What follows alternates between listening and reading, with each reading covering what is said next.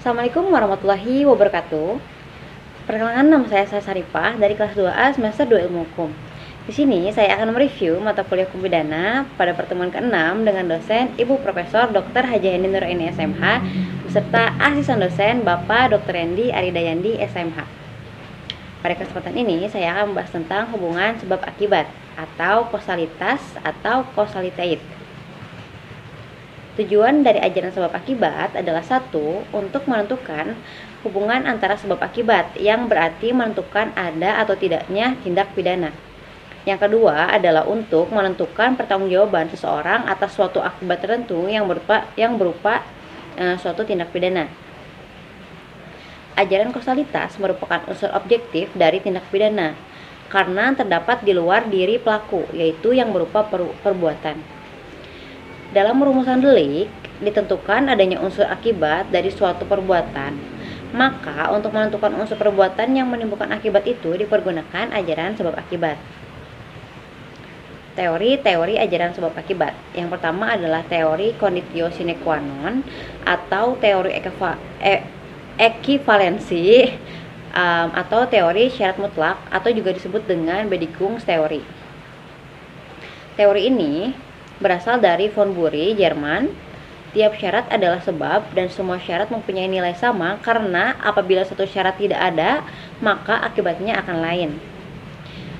Baik syarat positif maupun syarat negatif sama-sama sebagai penyebab timbulnya akibat. Sehingga jika salah satu syarat tidak terpenuhi, maka akibat konkretnya juga lain. Kebaikan teori ini adalah mudah diterapkan, tetapi menimbulkan masalah karena terlalu luas lingkup berlakunya pertanggungjawaban pidana. Kesulitan dari teori ini adalah terlalu menentang ke belakang, terlalu membentang ke belakang, sehingga tanpa batas.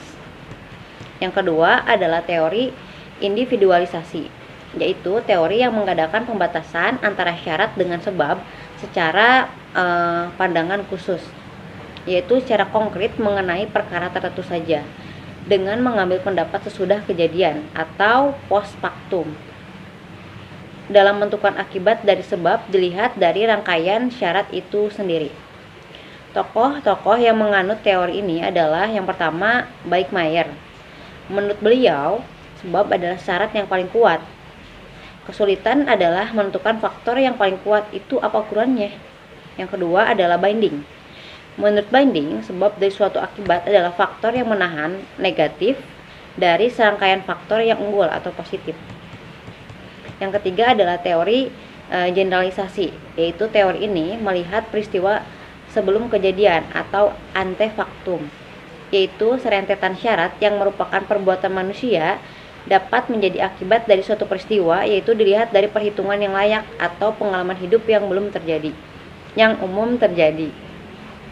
Menurut teori ini harus dicari sebab yang sama untuk dapat menimbulkan akibat tersebut. Oleh karena itu, teori ini disebut teori adekuat. Ukuran dari teori ini adalah keadaan atau kebiasaan sehari-hari dari kejadian yang muncul. Persoalannya adalah apa yang menentukan bahwa sesuatu sebab itu layak atau cocok untuk menimbulkan akibat. Untuk itu diperlukan ukuran yang didasarkan pada penentuan subjektif, yaitu yang dianggap sebab adalah apa yang boleh pelaku dapat diketahui atau diperkirakan bahwa apa yang dilakukannya itu secara umum dapat menimbulkan akibat seperti itu. Jadi pandangan atau pengetahuan pelakunya lah yang menentukan akibat dari suatu sebab.